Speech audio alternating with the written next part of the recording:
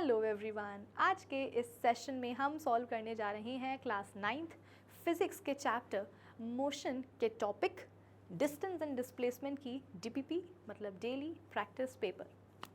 Previous session में हमने motion chapter को पढ़ना स्टार्ट कर दिया था और इसका जो फर्स्ट टॉपिक है डिस्टेंस एंड डिस्प्लेसमेंट उसको भी हमने डिस्कस कर लिया था।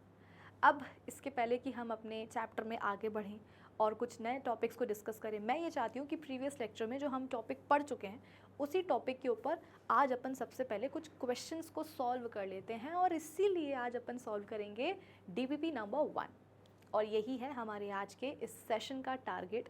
होपफुली आप सभी को समझ में आया होगा। तो अब एक काम करते हैं, अपने टारगेट को अचीव करने के लिए आइए हम करते हैं अपने सेशन की शुरुआत। So this is Vibhuti Khare, welcome to definite success Pathshala, एक ऐसा प्लेटफॉर्म जहां पर आपको प्रोवाइड करवाई जाती है एकदम क्वालिटी एजुकेशन, एक ऐसा प्लेटफॉर्म जहां पर एक चीज़ डेफिनेट है और वो है आप सभी की सक्सेस। तो इसी अच्छी बात से हम शुरू करते हैं आज का हमारा ये सेशन जहां पर हम सॉल्व करेंगे डीपीपी नंबर 1। ठीक है, चलो आ जाओ।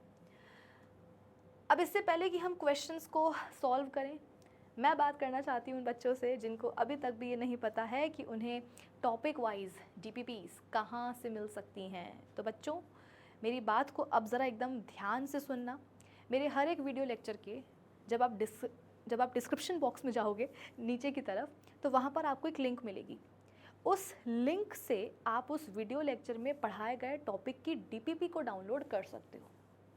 और ये जो हम आपको डीपीपीज़ दे रहे हैं बेटा, ये हम आपको बिल्कुल फ्री ऑफ कॉस्ट दे रहे हैं। मतलब कि इन डीपीपीज़ के हम आपसे चार्जेस बिल्कुल भी नहीं लेने वाले भैया, नहीं लेंगे।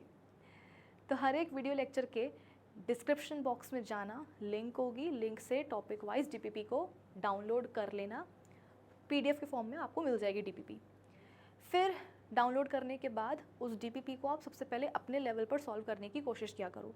फिर जो सवाल नहीं बने हैं, जिनमें कुछ डाउट्स हैं, तो अपने सारे डाउट्स को क्लियर करने के लिए आप नेक्स्ट डे उस डीपीपी का सोल्यूशन वाला वीडियो भी देख सकते हो। तो कुछ इस तरीके से मतलब डीपीपीज़ को सॉल्व करते करते हमने क्लास 9th बायोलॉजी का फर्स्ट चैप्टर कवर किया था और अब हम क्लास 9th फिज़िक्स का भी फर्स्ट चैप्टर ऐसे ही कवर करेंगे। हर दिन एक नया टॉपिक पढ़ते हैं और हर टॉपिक के ऊपर कुछ इंपॉर्टेंट क्वेश्चंस को सॉल्व करते हैं डीपीपीज़ के थ्रू। तो ये छोटी सी इन्फॉर्मेशन मैं आप सभी को देना चाहती थी, मैंने दे दी है। अब वापस से आ जाते हैं अपने आज के सेशन की डीपीपी के ऊपर। पहला सवाल हमारा बहुत देर से इंतज़ार कर रहा है, अब इसको हम और इंतज़ार नहीं करवाते हैं, फटाफट से देख लेते हैं कि ये फर्स्ट क्वेश्चन हमसे क्या पूछना चाह रहा है। आ जाओ। An object may appear to be moving to one person and the same object may appear to be at rest to another person. This statement is, option A बोलता है कि भाई ये जो गिवन स्टेटमेंट है ना, ये हमेशा एक करेक्ट स्टेटमेंट ही होता है। ऑप्शन बी बोलता है कि नहीं नहीं, ये जो गिवन स्टेटमेंट है ये ऊपर वाला ये हमेशा गलत ही होता है। ऑप्शन सी बोलता है कि भाई कभी ये सही भी हो सकता है, कभी ये गलत भी हो सकता है। ऑप्शन डी बोलता है कि अरे भैया हमें तो कुछ नहीं पता, कुछ कह ही नहीं सकते, कैन नॉट से एनीथिंग। तो सबसे पहले तो मैं आपको इस स्टेटमेंट का मतलब समझा देती हूँ, तभी आप ये डिसाइड कर पाओगे कि ये स्टेटमेंट सही है, गलत है, सही है, गलत है, दोनों है, या कुछ नहीं कह सकते हम। Let's see. तो एक एग्जांपल मैं आपको दे रही हूँ इस स्टेटमेंट को समझाने के लिए। ध्यान से सुनना, ठीक है, कुछ नहीं करना, बस सुनना है तुम्हें। दो लोग हैं, एक मैं हूँ और मेरी एक फ्रेंड है, ठीक है, और हम दोनों के सामने एक ऑब्जेक्ट रखा हुआ है। मैं ये बोल रही हूँ कि ये जो ऑब्जेक्ट है ना, ये मोशन में है, मतलब ये मूव कर रहा है।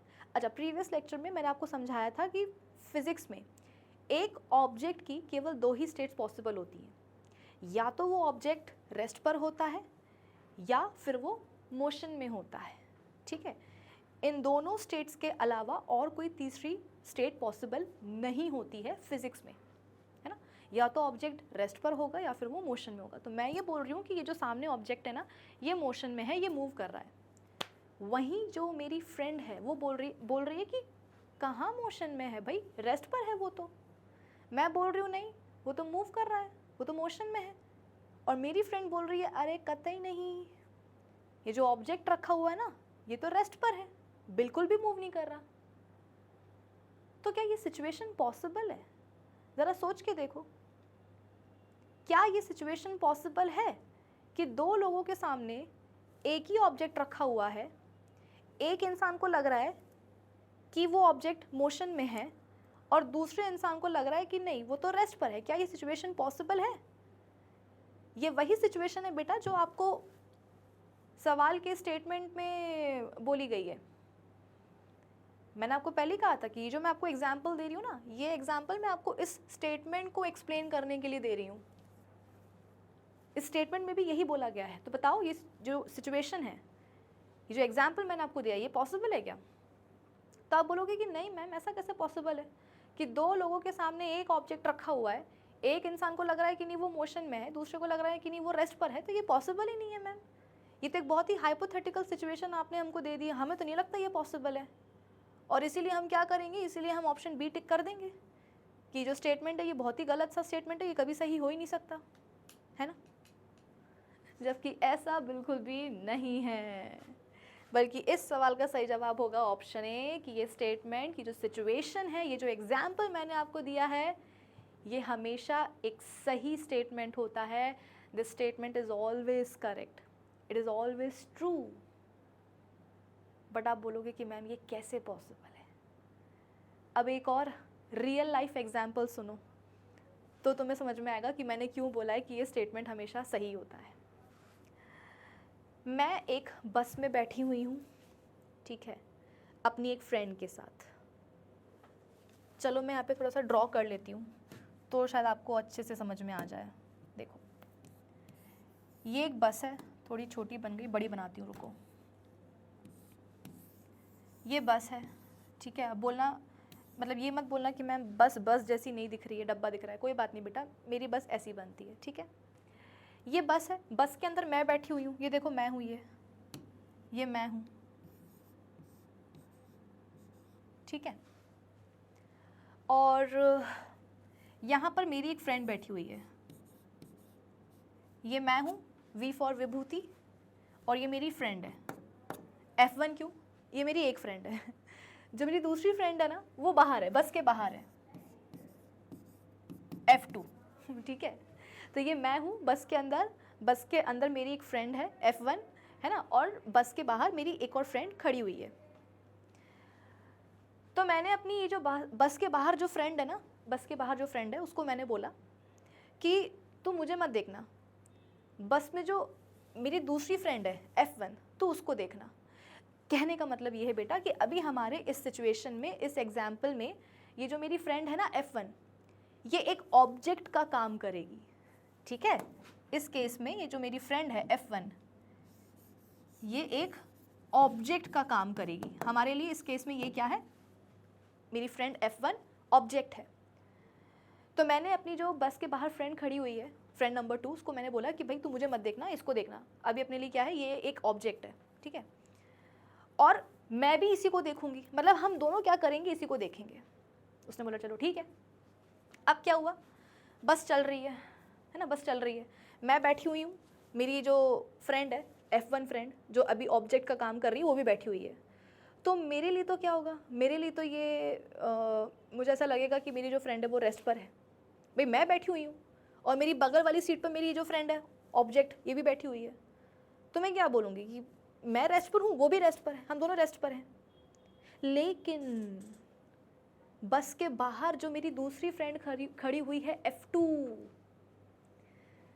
जब उसके सामने से बस गुजरेगी, जब उसके सामने से बेटा जब बस गुजरेगी तो क्या होगा, बस में बैठी हुई मेरी जो ये जो फ्रेंड है F1 जो अभी ऑब्जेक्ट का काम कर रही है, ये इसको मोशन में नजर आएगी।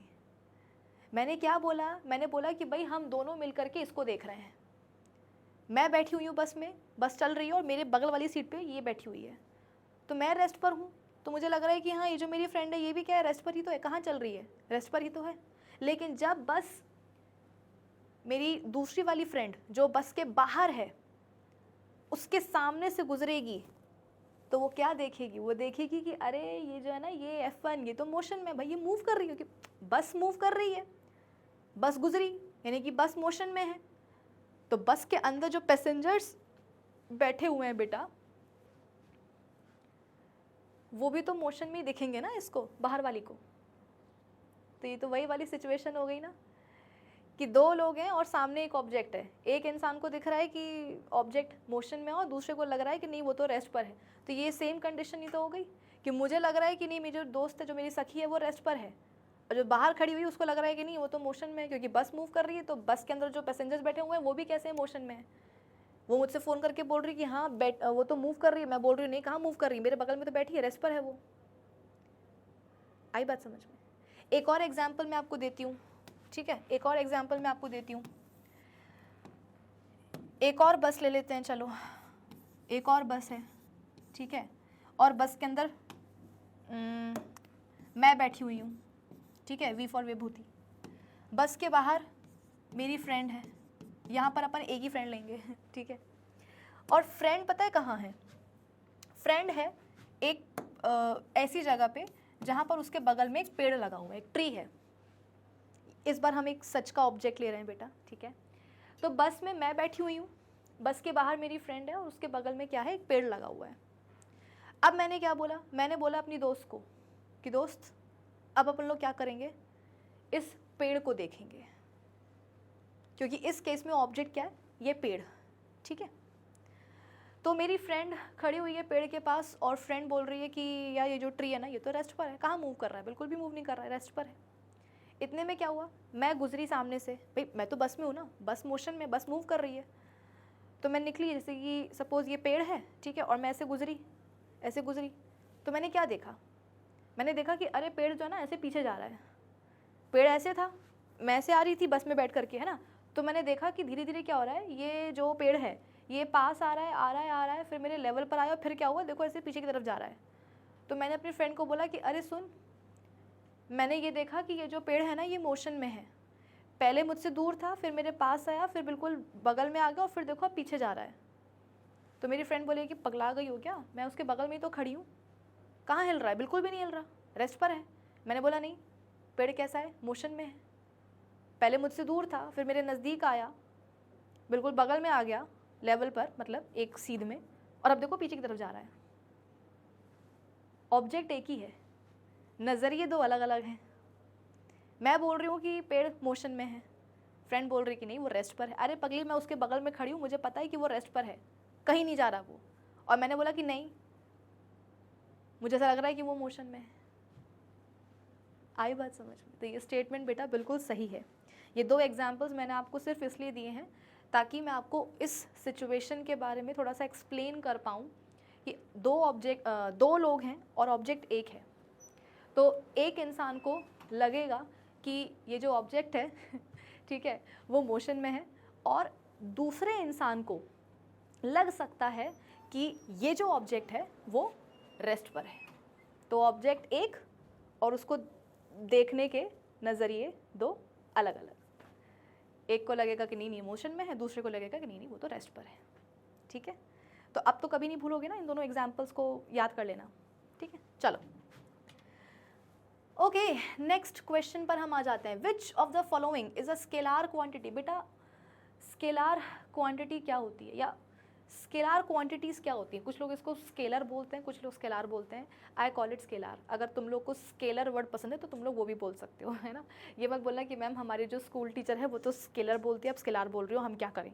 जो अच्छा लगता है वो बोल लो, जो मुद्दा है वो तुम्हें पता होना चाहिए कि स्केलार क्वांटिटीज़ होती क्या है। So there are certain quantities जिनका सिर्फ हमको मैग्नीट्यूड चाहिए होता है, डायरेक्शन से हमें कोई मतलब नहीं होता है। आई बात समझ में? देयर आर सर्टेन क्वांटिटीज़ जिनका हमें सिर्फ और सिर्फ मैग्नीट्यूड चाहिए होता है, डायरेक्शन तो हम उनका दिमाग में भी नहीं लाते हैं कि अरे इनका कोई डायरेक्शन भी पॉसिबल है क्या, हमें सिर्फ मैग्नीट्यूड से मतलब होता है। जैसे कि टाइम, मैंने आपसे पूछा कि बताओ बेटा टाइम क्या हो रहा है, तो तुम देख के बोलोगे कि मैम सुबह के 11:15 हो रहे हैं। फिर तुमसे मैंने पूछा डायरेक्शन, तो आप बोलोगे कि मैम टाइम का क्या डायरेक्शन होता है, टाइम तो टाइम होता है, मतलब वो तो एक फिक्स क्वांटिटी होगी ना, मतलब वो तो मैग्नीट्यूड हो गया, नंबर होता है ना वो, तो हम क्या उसका डायरेक्शन बताएं। एग्जैक्टली जैसे कि आप मैंने आपसे पूछा कि आप चावल लेकर के आए हो, है ना, उसका कितना मास है, कितनी क्वांटिटी में आप चावल लेकर के आए हो, तो आपने बोला कि मैम हम मार्केट से 5 किलो चावल लेकर के आए हैं। मैंने कहा कि डायरेक्शन बताओ, तो आप बोलोगे कि मैम मास का क्या डायरेक्शन होता है? मास का क्या डायरेक्शन होता है? कि हम बोल रहे हैं कि चावल लेकर के आए हैं 5 किलो टूवर्ड्स साउथ, ऐसा होता है क्या? So there are certain quantities जिनका सिर्फ हमें मैग्नीट्यूड चाहिए होता है, डायरेक्शन से हमें कोई मतलब होता ही नहीं है, डायरेक्शन उनका एक्चुअली होता ही नहीं है ना, इसलिए हम उससे मतलब ही नहीं रखते हैं। तो कुछ ऑप्शंस यहाँ पर आपको दिए हुए हैं, आपको बताना है कि कौन सा ऐसा ऑप्शन है जिसमें कि आपको एक स्केलर क्वांटिटी दी गई है। आ जाओ। स्पीड, ऑफ कोर्स अभी हमने स्पीड के ऊपर बात नहीं करी है अपने इस चैप्टर में, बट बेसिक तो मैंने आपको कल मतलब कि प्रीवियस लेक्चर में जब मैं आपको चैप्टर का ओवरव्यू दे रही थी उस समय मैंने आपको स्पीड के बारे में बताया था, है ना। और देखो स्पीड एक ऐसी चीज़ है बेटा, एक ऐसी क्वांटिटी है जिसके बारे में आपने अपनी जूनियर क्लासेस में भी पढ़ा ही होगा। ऐसा नहीं है कि स्पीड वर्ड जो है आपके लिए बहुत ही नया है ना। अपन सभी ने कभी ना कभी स्पीड वर्ड का इस्तेमाल करा है ना। कभी कोई आपका दोस्त आया आपसे मिलने के लिए तो आपने पूछा कि अरे तो इतनी जल्दी कैसे आ गया, गाड़ी भगा के लेके आया क्या, कितनी स्पीड थी तेरी गाड़ी की, तो अपन ने ये वर्ड इस्तेमाल करा है। तो पढ़ लेंगे इसको, लेकिन हाँ थोड़ा बहुत तो आपको पता ही है। तो बेटा जब भी सपोज आपका दोस्त है आपसे मिलने के लिए, है ना, बहुत जल्दी आ गया, 5 मिनट के अंदर आ गया, तो आपने उससे पूछ लिया कि भाई तू गाड़ी भगा के लेके आएगा, कितनी स्पीड पर तूने गाड़ी चलाई है, तो उसने आपसे बोला कि भाई मैंने 60 किलोमीटर पर आवर की स्पीड में गाड़ी चलाई है। तो स्पीड पूछते टाइम या बताते टाइम क्या कोई डायरेक्शन का वो आया क्या मुद्दा, कि आपने बोला कि अगर तूने मुझे अपनी स्पीड का डायरेक्शन नहीं बताया तो मैं तुझसे अपनी दोस्ती ख़त्म करता हूँ आज के आज, ऐसा होता है क्या? नहीं, क्योंकि स्पीड एक स्केलर क्वांटिटी है, हमें सिर्फ और सिर्फ उसके मैग्नीट्यूड से मतलब होता है, डायरेक्शन से हमें मतलब होता ही नहीं है ना डायरेक्शन। तो क्या पूछेंगे, क्या पता करेंगे भाई? तो 100% स्पीड क्या है, एक स्केलर क्वांटिटी है, तो क्या करेंगे, ऑप्शन ए को मार्क करके आगे बढ़ जाएंगे क्या? नहीं, मैं हमेशा आपसे क्या बोलती हूँ कि सारे ऑप्शंस बेटा एक बार रीड कर लिया करो। मैं मानती हूँ कि बहुत सारे सवाल ऐसे होते हैं जिनमें कि पहले ही ऑप्शन में आपको लगता है कि हाँ यही तो है हमारे सवाल का सही जवाब, आगे टिक करो बढ़ जाओ। अरे नहीं, एक बार प्लीज़ मेरे कहने से सारे ऑप्शंस को रीड करने की प्रैक्टिस बना लो बेटा, फ़ायदे में रहोगे। देखो ऑप्शन बी क्या बोलता है, ऑप्शन बी बोलता है टाइम। टाइम भी तो एक स्केलर क्वांटिटी है, मतलब यहाँ पर तो दो ऑप्शन सही है, ए भी सही है बी भी सही है। देखते हैं सी में क्या है। सी बोल रहा है डिस्टेंस, ओड़ी बाबा, सी भी तो सही है यार।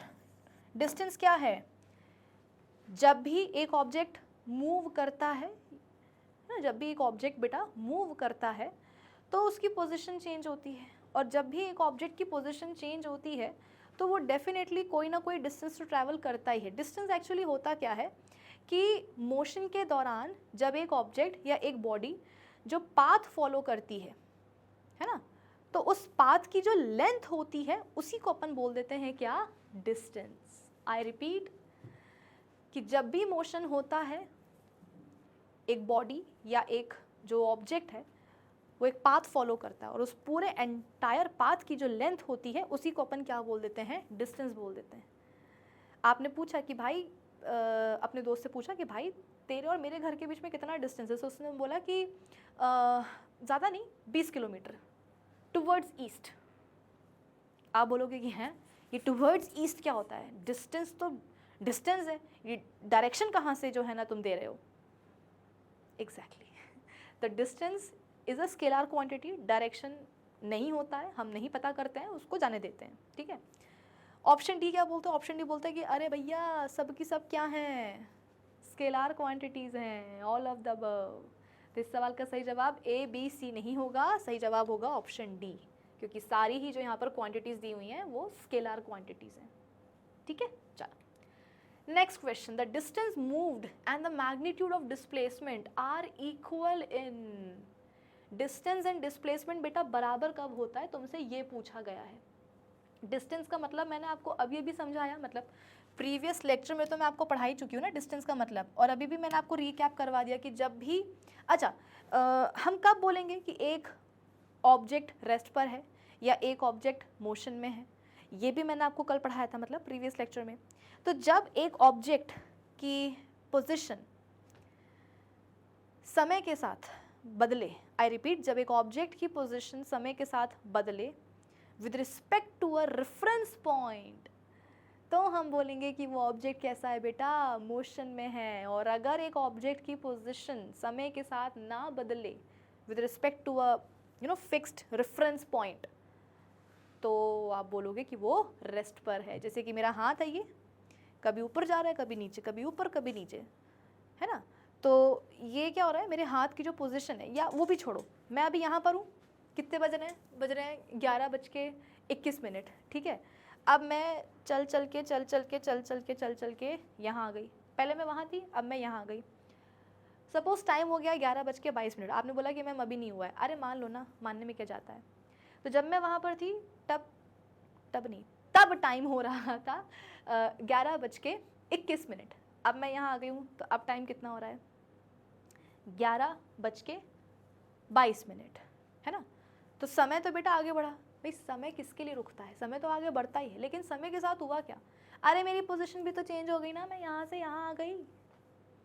और रेफरेंस पॉइंट मैंने किसको ले लिया, ये अपने बोर्ड को। लो, हो गया, बातें करते करते 11:22 हो गया टाइम। अब ठीक, अब खुश, चलो। तो समय आगे बढ़ा और समय के साथ क्या हुआ, मेरी पोजीशन चेंज हुई है। और एक रेफरेंस पॉइंट जो कि एक फिक्स्ड आप बोल सकते हो कि पॉइंट होता है, उसके रिस्पेक्ट में मैं बोल रही हूँ कि देखो मेरी जो पोजीशन है वो चेंज हुई है। इसका मतलब क्या, मैं मोशन में थी, फिलहाल अभी आपके सामने मैं रेस्ट पर हूँ, लेकिन लेकिन मैं मोशन में थी। और क्योंकि मैं मोशन में थी और इसीलिए मैं यहाँ से यहाँ आ पाई, इसीलिए मेरी पोजीशन चेंज हुई बेटा। जब भी मोशन होगा एक ऑब्जेक्ट का, उसकी पोजीशन बदलेगी और कुछ ना कुछ तो समय लगेगा, ठीक है। तो डिस्टेंस से हमारा क्या मतलब होता है, डिस्टेंस से हमारा मतलब, जैसे कि मैंने आपको बताया कि जब भी मोशन होता है या होगा तो पोजीशन चेंज होती है। और जब भी पोजीशन चेंज होती है एक ऑब्जेक्ट की, एक बॉडी की, तो वो कुछ ना कुछ तो पाथ फॉलो करता है ना बेटा। मोशन हुआ है और एक ऑब्जेक्ट मूव कर रहा है या मूव उसने किया था, तो उसने कोई ना कोई पाथ फॉलो किया था, तो उस पूरे पाथ की लेंथ को हम क्या बोलते हैं, डिस्टेंस। वहीं जब हम बात करते हैं डिस्प्लेसमेंट की, तो व्हाट इज डिस्प्लेसमेंट बेटा, इनिशियल एंड फाइनल पोजीशन के बीच का जो सबसे छोटा रास्ता होता है, शॉर्टेस्ट डिस्टेंस, जो कि क्या होता है, एक स्ट्रेट लाइन होती है, एक स्ट्रेट पाथ होता है, उसे हम बोलते हैं डिस्प्लेसमेंट। जैसे कि मैंने आपको बोला कि पहले मैं ए पॉइंट पर थी और कुछ समय बाद मैं पॉइंट बी पर आ गई। तो मैंने मूव कहाँ से करना शुरू करा था, ए से। मतलब ए क्या था, इनिशियल पॉइंट था। मैं मूव करके कहाँ गई, बी पर गई, यानी कि फाइनल पॉइंट क्या हो गया मेरा, ये initial point A, final point B, या पोजीशन बोल लो। तो initial and final position, initial and final positions के बीच का जो सबसे छोटा रास्ता होता है, जो कि हमेशा क्या है, एक स्ट्रेट पाथ होता है, ये, इसे हम बोलते हैं डिस्प्लेसमेंट। हो सकता है कि जब मैं ए से बी गई तो मैं कुछ इस तरीके से गई, घूम घूम के, पहले मैं यहाँ गई, फिर ऊपर, फिर नीचे, फिर दाएं बाएं, ऐसे घूम घूम के क्या हुआ, मैं ए से बी तक पहुँची। तो ये जो मैंने पाथ फॉलो किया है बेटा ए से बी तक पहुंचने के लिए, इस पूरे पाथ की लेंथ को जब मैं कैलकुलेट करूंगी तो वो क्या आ जाएगा, डिस्टेंस आ जाएगा, जो मैंने कवर किया है मोशन के दौरान। और इनिशियल एंड फाइनल पोजीशन के बीच का जो हमने सबसे छोटा रास्ता निकाला है, सबसे छोटा रास्ता, शॉर्टेस्ट डिस्टेंस, जो कि क्या है, एक स्ट्रेट पाथ है, उसी को हम बोल देते हैं क्या, डिस्प्लेसमेंट। तो ये है डिस्टेंस और ये है डिस्प्लेसमेंट।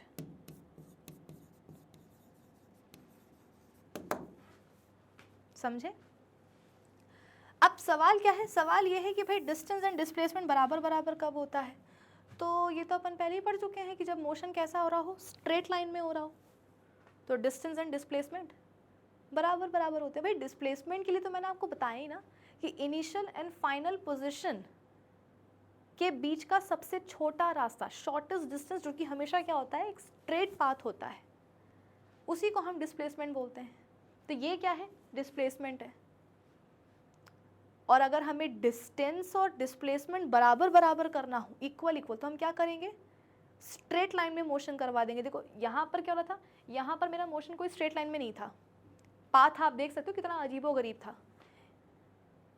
तो इस केस में डिस्टेंस एंड डिस्प्लेसमेंट ऑब्वियसली बराबर नहीं होगा। लेकिन अगर हमें बराबर करना है तो हम क्या करेंगे, स्ट्रेट लाइन में मोशन करवा देंगे। कि जैसे मुझे ए टू बी जाना है, ठीक है, जैसे मुझे ए टू बी जाना है, तो मैं बिल्कुल सीधे सीधे जाऊंगी, ना दाएं ना बाएं, कहीं नहीं मुड़ूंगी। तो ये हो जाएगा क्या, पूरा वो पाथ जो मैंने फॉलो करा है उसकी लेंथ जब मैं निकालूंगी तो मेरे पास क्या आ जाएगा, डिस्टेंस आ जाएगा, ठीक है, मेरे पास डिस्टेंस आ जाएगा। और डिस्प्लेसमेंट तो है ही, सबसे छोटा रास्ता between initial and final positions, जो कि क्या है, एक स्ट्रेट पाथ है। तो यहाँ पर बेटा डिस्टेंस एंड डिस्प्लेसमेंट बच्चों क्या होगा, बराबर हो जाएगा। तो प्लीज़ ये चीज़ अपने दिमाग में रखना, कई बार एग्जाम में आ जाता है कि डिस्टेंस एंड डिस्प्लेसमेंट बराबर बराबर कब होते हैं, जब मोशन हो रहा हो स्ट्रेट लाइन में तो डिस्टेंस एंड डिस्प्लेसमेंट बराबर बराबर होंगे, ठीक है। Option A, the earth is revolving around the sun, जब अर्थ सन के अराउंड रिवॉल्व करेगी तब होगा क्या, नहीं। Object moving in a circular path, नहीं। Option C, the pendulum is moving to and fro, बेटा टू एंड फ्रो का मतलब क्या होता है, तुमने पेंडुलम देखा है, घड़ी में लगे होते हैं पेंडुलम, है ना, जैसे कि ये पेंडुलम है, ये कभी आगे जाएगा पीछे जाएगा, आगे जाएगा पीछे, आगे पीछे आगे पीछे, तो क्या इस केस में डिस्टेंस एंड डिस्प्लेसमेंट बराबर बराबर होगा, कतई नहीं होगा। लास्ट क्या बचा, object moving on a straight road, ये बिल्कुल सही है कि जब मोशन हो रहा हो स्ट्रेट लाइन में तो होगा डिस्टेंस एंड डिस्प्लेसमेंट बराबर बराबर, ठीक है। चलो next, Ravi told his friend that his house is 1 kilometre toward south from the main post office, Ravi ने अपने दोस्त को बताया कि भाई जो मेन पोस्ट ऑफिस है ना उससे उसका घर कहाँ पड़ता है, 1 किलोमीटर साउथ में पड़ता है। जैसे कि मान लो ये क्या है, पोस्ट ऑफिस है, पोस्ट ऑफिस है ये, तो इससे 1 किलोमीटर कहाँ जाना है, साउथ में जाना है ना। Ravi told his friend that his house is 1 kilometre towards south from post office, और ये क्या है बेटा, रवि का घर है, Ravi is home, okay. Express the displacement and the distance moved by the friend from the post office when he arrives at Ravi's house. Mention the reference point chosen by you. Okay. ये क्या है, post office, इससे 1 kilometre south direction में जाएंगे तो क्या आ जाएगा, रवि का घर आ जाएगा। ये बात रवि ने अपने दोस्त को बताई कि भैया ऐसे ऐसे आओगे ना तो तुम्हें, मतलब तुम मेरे घर पहुंच जाओगे। तो अब रवि का जो दोस्त है, होगा कोई दोस्त, वो कहाँ से आ रहा है, पोस्ट ऑफिस से आ रहा है रवि के घर, तो वो कैसे आएगा पोस्ट ऑफिस से रवि के घर, पोस्ट ऑफिस से वो साउथ डायरेक्शन में 1 किलोमीटर जब ट्रैवल करेगा तो वो रवि के घर में पहुंच जाएगा। ऑब्वियसली रवि का दोस्त आया यहाँ से यहाँ, इसका मतलब वो मोशन में था, और जब कोई ऑब्जेक्ट मोशन में होता है तो वो ज़रूर कोई ना कोई पाथ फॉलो करता है, और उसी पाथ की यदि लेंथ को कैलकुलेट कर लिया जाए तो हमारे पास क्या जाएगा, डिस्टेंस आ जाएगा। तो यहाँ पर बेटा आपको डिस्टेंस और डिस्प्लेसमेंट दोनों ही कैलकुलेट करने के लिए बोला गया। तो डिस्टेंस तो बेटा देखो वैसा है, ये जो सवाल है ये खुद ही बता रहा है, मतलब सवाल में ही जवाब आधा छुपा हुआ है कि एक्सप्रेस, क्या बोला गया है, हाँ, express the displacement and the distance moved by the friend from the post office when he arrives at Ravi's house। जब साफ साफ बोला जा रहा है कि जो रवि का दोस्त है वो रवि के घर आ कहाँ से रहा है, अरे पोस्ट ऑफिस से ही तो आ रहा है ना, तो पोस्ट ऑफिस से रवि के घर तक पहुँचने का क्या रास्ता है, यही तो रास्ता है ना कि पोस्ट ऑफिस से साउथ डायरेक्शन में आओ, 1 किलोमीटर दूर डिस्टेंस, मतलब इतना ट्रैवल करोगे तो रवि का घर आ जाएगा। तो जो रवि का दोस्त है वो उसके घर तक कैसे आ पाया, पोस्ट ऑफिस से 1 किलोमीटर डिस्टेंस उसने कवर किया, 1 किलोमीटर लंबा रास्ता उसने कवर किया साउथ डायरेक्शन में, तो वो आ गया रवि के घर। तो डिस्टेंस क्या होगा बेटा, डिस्टेंस हो जाएगा 1 किलोमीटर। तो फिर डिस्प्लेसमेंट क्या होगा, डिस्प्लेसमेंट मैंने क्या बताया था, सबसे छोटा रास्ता between initial and final position, जो कि क्या होता है, एक स्ट्रेट पाथ होता है। यहाँ पर रवि के दोस्त की इनिशियल पोजीशन क्या थी, पोस्ट ऑफिस, अल्टीमेटली वो आया कहाँ, रवि के घर, तो वो क्या हो गई, उसकी फाइनल पोजीशन हो गई। तो इनिशियल एंड फाइनल पोजीशंस के बीच का जो सबसे छोटा रास्ता है ना, वो ये है, वो ये है ना, एक स्ट्रेट पाथ। तो बेटा यही तो है डिस्प्लेसमेंट। अभी अभी हमने एक सवाल सॉल्व करा ना कि डिस्टेंस एंड डिस्प्लेसमेंट बराबर बराबर कब होते हैं, जब मोशन हो रहा हो स्ट्रेट लाइन में। तो बेटा ये मोशन हो तो रहा है स्ट्रेट लाइन में, तो यहाँ पर डिस्टेंस एंड डिस्प्लेसमेंट दोनों ही क्या होंगे, बराबर होंगे, यानी कि 1 kilometre. We choose main post office as the reference point, ठीक है। अच्छा हाँ, सवाल में ये भी पूछा गया था कि आप रेफरेंस पॉइंट किसको लोगे, तो हम मेन पोस्ट ऑफिस को ले लेंगे reference point. As the motion is along the straight line, therefore the magnitude of the distance and the displacement is equals to 1 kilometer, the direction of displacement is towards south, ठीक है।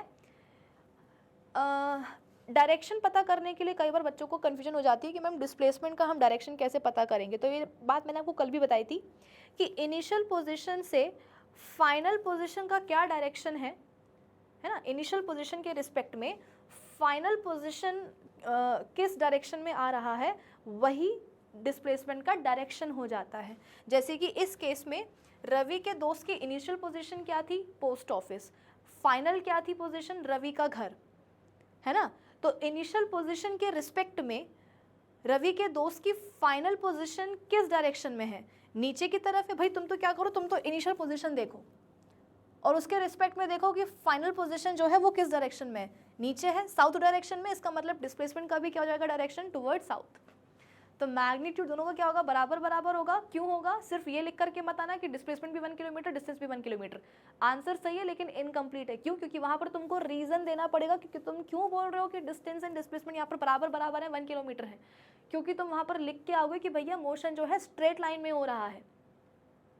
ये keywords होते हैं बेटा जो आपके answer को complete, efficient और इफेक्टिव बनाते हैं। जब अपन बोलते हैं ना कि यार टॉपर्स तो मतलब हमारे बगल में ही बैठता था, पर पता नहीं कि उसके 100 में से 100 नंबर आते हैं साइंस में और हमारे केवल 95 आते हैं। तो बेटा ये छोटी छोटी सी चीज़ें होती हैं जो आप मिस कर देते हो। वो जो लड़का है आपके बगल में बैठने वाला, वो लिख करके टॉपर बन जाता है। ऐसा थोड़ी ना कि वो अलग से कोई दूसरा सिलेबस पढ़ता है, कोई दूसरी बुक पढ़ता है इसलिए उसका दिमाग ज़्यादा तेज चलता है। अरे भाई सब एक ही बुक के पढ़ते हैं, बस लिखने का जो है ना तरीका अलग होता है। तो ध्यान रखना कि डिस्टेंस एंड डिस्प्लेसमेंट बराबर बराबर यहाँ पे क्यों होंगे, क्योंकि यहाँ पर मोशन कैसा हो रहा है, स्ट्रेट लाइन में हो रहा है। ये लिख करके आना जरूरी तुम्हारे लिए, ठीक है। ऊपर से डायरेक्शन क्या होगा डिस्प्लेसमेंट का, टुवर्ड्स साउथ, ठीक है। रेफरेंस पॉइंट क्या लिया है, पोस्ट ऑफिस, खत्म बात। Next, a body thrown vertically upwards reaches a maximum height, it returns back to the ground, calculate the distance travelled and the displacement. अच्छा, मान लो कि बॉडी को वर्टिकली ऊपर फेंका गया है, वो मैक्सिमम हाइट तक पहुंचती है। क्या मैक्सिमम हाइट तक, एच हाइट तक पहुंचती है ना। सपोज ये ग्राउंड है, यहाँ से बॉल को ऊपर फेंका गया, यहाँ से बॉल को ऊपर फेंका गया, बॉल मैक्सिमम हाइट तक पहुंच गई। मैक्सिमम हाइट क्या है बेटा, एच। फिर वहाँ से क्या हुआ, अब बॉल ऊपर फेंकी तो जिंदगी भर ऊपर तो नहीं रहेगी बेटा, वो वापस से देखो नीचे आ जाएगी, ग्राउंड पर आ जाएगी। तो इस केस में आपको डिस्टेंस एंड डिस्प्लेसमेंट बताने हैं। तो डिस्टेंस क्या होता है बेटा, जो पाथ फॉलो किया गया है उसकी लेंथ, है ना। एंटायर पाथ की लेंथ को हम क्या बोलते हैं, डिस्टेंस। तो देखो यहाँ पर पाथ क्या फॉलो किया गया, सबसे पहले बॉल नीचे थी, वो ऊपर गई, है ना। जब बॉल नीचे थी और जब वो इस पोजीशन, सपोज बॉल ए पे थी, मतलब ग्राउंड पर थी बॉल, और मैक्सिमम हाइट पॉइंट, जब बॉल ऊपर गई तो वो मैक्सिमम हाइट तक पहुंची और कहाँ आ गई, पॉइंट बी पर आ गई। तो ए से लेकर के बी तक का उसने कितना सफ़र तय करा, उसने कितनी मतलब कितनी हाइट पर गई बॉल। तो आपने बोला कि मैम एच हाइट पर गई, सही बात है। लेकिन फिर क्या हुआ, बॉल नीचे भी तो आई ना। बच्चे यहाँ पे पता है क्या गलती करते हैं कि हाँ मैम बॉल ऊपर गई है, एच हाइट पर गई है, तो डिस्टेंस क्या हो जाएगा, एच हो जाएगा। अरे बुड़बक, ये भी तो देखो कि बॉल फिर नीचे भी तो आ रही है, यानी कि जो जिस एच हाइट को वो कवर करके ऊपर गई थी, उतनी ही हाइट को फिर वो कवर करके नीचे भी तो आ रही है ना। मान लो कि ये हाइट कितनी है, 10 मीटर है, ठीक है। मान लो कि जो हाइट है वो 10 मीटर है, यानी कि 10 मीटर का डिस्टेंस कवर करके बॉल ऊपर गई, और फिर जब वो नीचे आई बेटा तो वो दोबारा क्या करेगी, 10 मीटर का डिस्टेंस कवर करेगी ना। तुम यहाँ भोपाल से कहाँ गए हो, तुम भोपाल से गए हो कानपुर, 500 किलोमीटर का डिस्टेंस कवर करके। तो जब वापस आओगे तो तुम दोबारा से 500 किलोमीटर डिस्टेंस कवर करोगे ना। ये तो नहीं बोलोगे कि नहीं मैम सिर्फ जाने के टाइम पर डिस्टेंस कवर होता है, लौटने के टाइम पर कोई डिस्टेंस कवर नहीं होता। लौटने के टाइम पर अगर हमने पेट्रोल नहीं भी भरा है तो भी काम चल जाएगा। क्यों, क्योंकि डिस्टेंस तो कवर करना ही नहीं है। नहीं बेटा, डिस्टेंस कवर होगा, लौटते टाइम भी क्या होगा, डिस्टेंस कवर होगा। तो हमें टोटल बेटा डिस्टेंस कवर निकालना है कि जब बॉल गई तो उसने एच हाइट का डिस्टेंस कवर करा, जब वो वापस आई तो उसने दोबारा क्या करा, एच हाइट के बराबर का ही डिस्टेंस कवर किया। मतलब कि h प्लस एच कितना हो जाएगा, अरे तो पूरा ही मिट गया, हाँ जी, h प्लस एच कितना हो जाएगा बेटा, 2h। तो डिस्टेंस यहाँ पर कितना हो जाएगा, 2h। h हाइट कवर करके बॉल ऊपर गई, उतने ही हाइट के बराबर वो डिस्टेंस कवर करके नीचे आई, तो h प्लस एच 2h। ये तो हो गया distance, but what about displacement. Displacement क्या होता है बच्चों, इनिशियल एंड फाइनल पोजीशंस के बीच का शॉर्टेस्ट डिस्टेंस। बॉल ने मूव करना कहाँ से शुरू करा था, ग्राउंड से, फिर वो बी पर गई, हाइट एच पे गई, वहाँ पर क्या हुआ, बॉल जाके रुक गई क्या, नहीं, वो दोबारा नीचे आई, कहाँ, ग्राउंड पर। तो इनिशियल पोजीशन क्या थी बॉल की, ग्राउंड। फाइनली बॉल कहाँ आ गई, ग्राउंड पर, तो फाइनल पोजीशन क्या हो गई, ग्राउंड, इनिशियल पोजीशन भी ग्राउंड, फाइनल पोजीशन भी ग्राउंड, मतलब कि यहाँ पर तो इनिशियल और फाइनल पोजीशन सेम हो गई हैं। तो काहे का डिस्प्लेसमेंट, काहे का सबसे छोटा रास्ता, यानी कि डिस्प्लेसमेंट जीरो। तो सिर्फ ये लिख के आओगे कि यहाँ पर डिस्प्लेसमेंट जीरो है, सिर्फ ये नहीं लिखना है बेटा, इनकम्प्लीट माना जाएगा। क्या लिखोगे कि since initial and final positions are same here, ठीक है, कि since initial and final positions are same, displacement will be zero. ये मत बोलना कि मैम हाँ पता है डिस्प्लेसमेंट जीरो है, अरे पर क्यों, रीजन तो लिखो बेटा। ऐसे अपने आंसर को आधा अधूरा नहीं छोड़ते हैं, वरना फिर क्या होता है, मार्क्स भी फिर आधे अधूरे मिलते हैं, समझे। चलो next, a body travels a distance of 15 centimetre from A to B and then moves, एक काम करो, थोड़ा सा करेक्शन कर लो, ये 15 सेंटीमीटर की जगह पे 15 मीटर कर लो, ठीक है। एक बॉडी है, ए टू बी जाती है, ए टू बी जाती है, वो कितना डिस्टेंस कवर करके, 15 metre, and then moves a distance of 20 metre at right angle to A B, A B के राइट एंगल पर वो क्या करती है, बॉडी 20 मीटर का डिस्टेंस कवर करके फिर जाती है। पहले वो बॉडी ए टू बी गई 15 मीटर का डिस्टेंस कवर करके, और फिर वो ए बी के राइट एंगल में 20 मीटर का डिस्टेंस कवर करके और निकल जाती, सपोज कहाँ पहुँच गई, पॉइंट सी पर पहुँच गई। तो बी टू सी पहुँचने में उसने कितना डिस्टेंस कवर किया, 20 मीटर के बराबर। अब क्या बोला गया है, डिस्टेंस एंड डिस्प्लेसमेंट निकाल के बताओ। तो डिस्टेंस क्या होगा बेटा, डिस्टेंस आप बोल सकते हो कि जो पाथ फॉलो किया गया है उसकी लेंथ, है ना, डिस्टेंस क्या होगा, पाथ लेंथ, पाथ लेंथ। तो पहले बॉडी ए टू बी गई, कितना उसने डिस्टेंस ट्रेवल किया, ए टू बी 15 मीटर, ठीक है। क्या बॉडी बी पर आकर के रुक गई, नहीं, वो बी के बाद कहाँ गई, सी पर भी गई। तो बी टू सी पहुँचने में उसको कितना उसने डिस्टेंस कवर कर लिया, 20 मीटर। तो आप क्या करोगे, A B plus B C करोगे, तो 15 प्लस 20 कितना हो जाएगा बेटा, 35 मीटर, यानी कि यहाँ पर डिस्टेंस आ गया आपका 35 मीटर्स। जो भी पाथ फॉलो किया गया हो, चाहे वो कितना भी टेढ़ा मेढ़ा क्यों ना हो, जो भी पाथ फॉलो किया गया है उसकी पूरी लेंथ को हम क्या बोलते हैं, डिस्टेंस। तो A B plus B C 15 plus 20 कितना हो जाएगा, 35 मीटर, ठीक है। अब बात आती है डिस्प्लेसमेंट की। व्हाट इज डिस्प्लेसमेंट बेटा, इनिशियल एंड फाइनल पोजीशंस के बीच का शॉर्टेस्ट डिस्टेंस। इनिशियल पोजीशन क्या है, ए, फाइनल क्या है, सी। तो इनके बीच का शॉर्टेस्ट डिस्टेंस जो हमेशा क्या होता है, एक स्ट्रेट लाइन पाथ होता है। तो ये मैंने बना दिया स्ट्रेट लाइन पाथ या shortest distance between initial and final position, और आपको यही कैलकुलेट करना है, ये हो जाएगा आपका डिस्प्लेसमेंट। अब कैसे निकालेंगे, मैथ्स लगाओ बेटा, मैथ्स, राइट एंगल ट्राइंगल लग रहा होगा ये तुमको, है ना। हाइपोटेन्यूज तुम्हें निकालना है, परपेंडिकुलर तुमको दिया हुआ है, बेस तुमको दिया हुआ है, लगाएंगे क्या, पाइथागोरस थ्योरम, हर जगह मैथ्स आई जाती है ना। तो हाइपोटेन्यूज का square is equals to perpendicular का स्क्वायर प्लस बेस का स्क्वायर, यही होती है ना पाइथागोरस थ्योरम। ये मत बोलना कि मैं गलत पढ़ा दिया, नहीं बेटा इतनी मैथ्स तो आती है अपन को, ठीक है। तो हाइपोटेन्यूज का स्क्वायर हमें निकालना है, परपेंडिकुलर का हमको पता है कितना है, स्क्वायर निकाल दो, मतलब परपेंडिकुलर लिख लो, उसका स्क्वायर करना मत भूलना, प्लस बेस कितना है 15 मीटर, उसका भी स्क्वायर करना मत भूलना। कितना हो जाएगा बेटा ये, H square is equals to 20 का स्क्वायर कितना होता है 400, 15 का कितना होता है 225, ठीक है। स्क्वायर कर देंगे, 20 का होता है 400, 15 का होता है 225, ऐड कर देंगे, कितना आ जाएगा बेटा ये 625, अंडर रूट लगा देंगे, अंडर रूट 625। तो बेटा 625 किसका स्क्वायर रूट होता है, 25 का, है ना। तो यहाँ पर हाइपोटेन्यूज आ जाएगा 25 मीटर्स। तो ये जो डिस्प्लेसमेंट है आपका बेटा, ये कितना आ गया है 25 मीटर। डिस्टेंस है 35 मीटर्स और डिस्प्लेसमेंट है ये 25 मीटर, ठीक है। आप चाहो तो वीडियो को पॉज करके इसका स्क्रीनशॉट ले सकते हो, आई होप ले लिया होगा। आगे बढ़ते हैं, आ जाओ, ठीक। Next, a particle is moving in a circle of radius 5 metre, sorry of diameter 5 metre. एक सर्कल है, आ जाओ बना देते हैं, let's make a circle like this, okay. इसका डायामीटर है बच्चों, हर सर्कल का डायामीटर होता है। बोला मैम क्या बड़ी बात बोल दी आपने, चलो कितना डायामीटर है बच्चों, 5 मीटर है, ठीक है।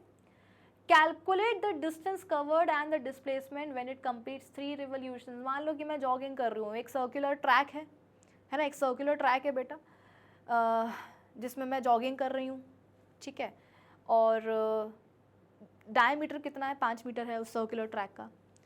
3 चक्कर मैंने लगा लिए हैं, तो बताओ ज़रा कि 3 चक्कर लगाने के बाद इस सर्कुलर ट्रैक के मेरा कितना डिस्टेंस एंड डिस्प्लेसमेंट होगा। मान लो कि मैं अपनी जॉगिंग शुरू करती हूँ पॉइंट ए से, ठीक है, मैं दौड़ रही हूँ,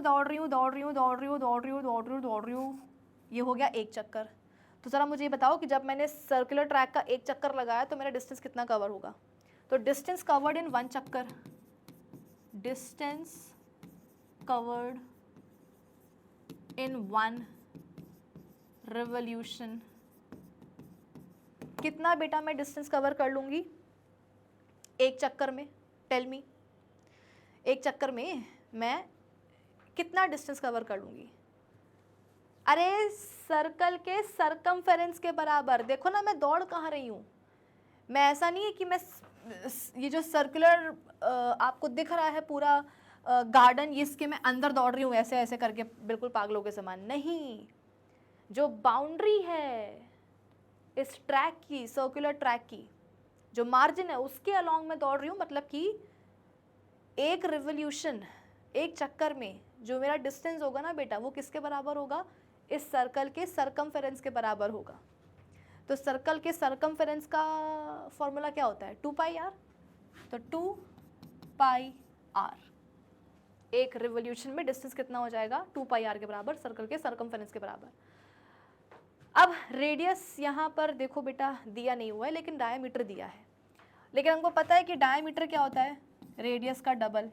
तो रेडियस की जगह पर अपन क्या लिख सकते हैं, डायमीटर का आधा। तो 15/2 लिख सकते हैं यहाँ पे रेडियस की जगह पे, आ जाओ लिख देते हैं। तो 2 पाई आर की जगह पे अपन ने क्या लिख दिया, 15/2। ये हो गया डिस्टेंस कवर्ड इन 1 रिवोल्यूशन। लेकिन हाँ, मैंने तो एक चक्कर नहीं, मैंने तो 3 चक्कर लगाए हैं, है ना। ए पे घूम करके वापस आ गई थी, ये हो गया था एक चक्कर, फिर दूसरा चक्कर हो गया, और फिर ये मैंने लगा दिया क्या, तीसरा चक्कर। तो डिस्टेंस कवर्ड इन 1 रिवोल्यूशन इतना है। तो डिस्टेंस कवर्ड इन 3 रिवोल्यूशन कितना हो जाएगा बेटा, इस पूरे में 3 मल्टीप्लाई कर देना, ठीक है। आ रही है बात समझ में कि नहीं आ रही है, इस पूरे में बेटा 3 मल्टीप्लाई कर देना। तो ये कितना हो जाएगा, डिस्टेंस कवर्ड इन, हाँ, distance covered in 3 complete revolutions. तो 3 into 2 pi r, 3 into 2 into pi, और आर की जगह पे क्या लिख देंगे बेटा, ओहो हो, एक यहाँ पे कंफ्यूजन हो गई। क्या कंफ्यूजन हो गई बेटा, डायमीटर यहाँ पर 5 मीटर है, समहाउ मैंने इसको 15 ले लिया।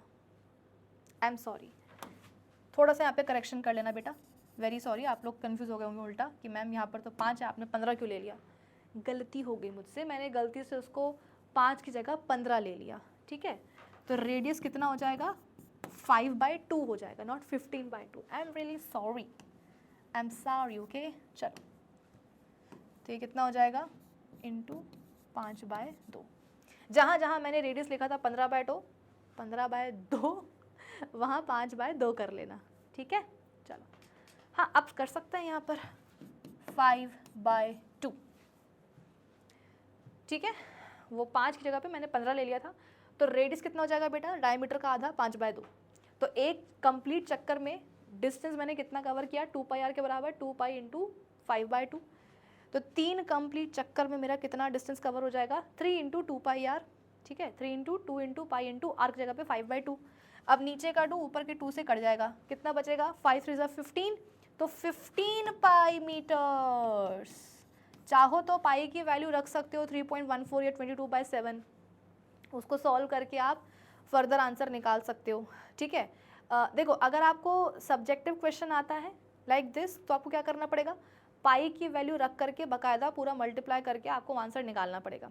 या कभी कभी क्या होता है, सपोज आपको ये जो आंसर है, ये जो क्वेश्चन है, ये आपको एमसीक्यू के फॉर्म में आ गया, और एमसीक्यू में भी आपको ऑप्शंस कैसे दिए हुए हैं, एमसीक्यू में भी आपको सपोज ऑप्शन दिए हुए हैं 5 पाई मीटर्स, ठीक है, 10 pi meters, 15 pi meters and 20 pi meters. तो इस केस में आप क्या करोगे, जब आंसर ही आपको, ऑप्शन ही आपको पाई में निकालना है, तो आपको पाई की यहाँ पर वैल्यू रखने की ज़रूरत नहीं पड़ेगी, ठीक है।